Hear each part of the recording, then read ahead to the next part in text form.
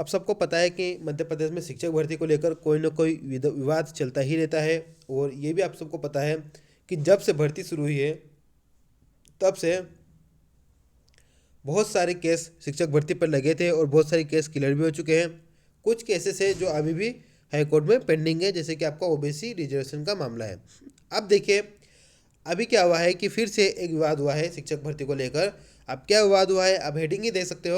यहाँ हाईकोर्ट ने उन शिक्षकों की जो ट्राइबल डिपार्टमेंट ने कुछ शिक्षकों की नियुक्तियां निरस्त कर दी थी, है ना, नियमों को हवाला देते हुए। तब वो कैंडिडेट हाईकोर्ट में गए और हाईकोर्ट ने उनके जो निरस्त किया उन पर रोक लगा दिए। अब देखिए क्या है वो देख लीजिए कि मध्य प्रदेश हाईकोर्ट ने उच्च माध्यमिक शिक्षक पात्रता परीक्षा 18 में उत्तीर्ण शिक्षकों की नियुक्ति निरस्त करने पर रोक लगा दी है।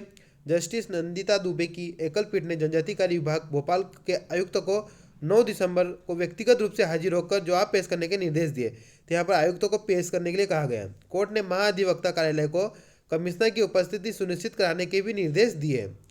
सागर, सिवनी, बालाघाट, छिंदवाड़ा, इंदौर, ग्वालियर, अशोकनगर, झाबुआ, राजगढ़ समेत कई जिलों के शिक्षकों की ओर से हाईकोर्ट में याचिका दायर की गई है। याचिकाकर्ताओं की ओर से अधिवक्ता विनायक प्रसाद साहू और रामेश्वर सिंह ठाकुर ने कोर्ट को बताया कि जनजाति कार्य विभाग आयुक्त ने सभी को 21 अक्टूबर 2022 को उच्च माध्यमिक शिक्षक के पद पर नियुक्ति दी थी। आपको पता होगा शिक्षकों ने संबंधित जिलों में उपस्थिति भी दर्ज करवाई। विभाग ने स्कूलों में पदस्थापना आदेश भी दे दिया था, है ना। फिर क्या हुआ है, फिर देखिए क्या हुआ है। फिर शासन की ओर से दलील दी गई कि विज्ञापन शर्तों के अनुरूप नहीं होने के कारण नियुक्ति निरस्त कर दी। मतलब कि दोस्तों कि क्या हुआ है कि जो भी उन्होंने परीक्षा पर उत्तीर्ण की थी तो वो कुछ शर्तों के अनुरूप जो योग्यता थी उस शर्तों के हिसाब से वो योग्य नहीं थे।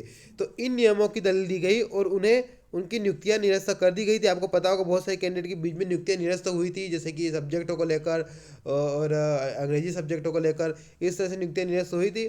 तो फिर विभाग ने वही दलील दी है कि शासन विज्ञापन की शर्तों के अनुरूप उनकी नियुक्तियां निरस्त की गई है।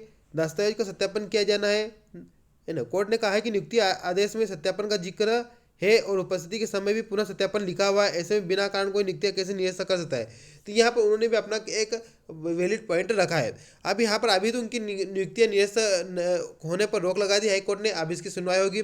आयुक्त को वहाँ पर आयुक्त जी को वहाँ पर आयुक्त महोदय जी को वहाँ पर उपस्थित होना पड़ेगा और उनको क्लियर जवाब देना पड़ेगा कि नियुक्तियाँ किस तरह से निरस्त की, किन नियमों के तहत की, और जब सत्यापन हुआ था तब आप कहाँ पर थे, ये भी उन्हें जवाब देना पड़ेगा कि जब 2 बार सत्यापन हुए तब अपनी चीज़ें क्यों नहीं संज्ञान में लिया है, अगर कुछ गलत है तो ये चीज़ें भी ध्यान में सही बात है दोस्तों। क्योंकि अगर जब वेरिफिकेशन 2 बार हो रहे हैं तो इन चीज़ों का संज्ञान में क्यों नहीं अभी तक आया, क्योंकि नियुक्ति होने के बाद निरस्त करना एक बहुत बड़ा दुखदायी होता है ना।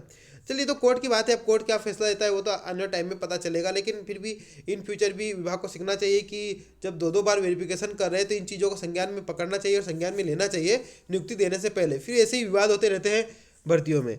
तो मिलते हैं नेक्स्ट वीडियो में, तब तक के लिए जय हिंद, जय भारत।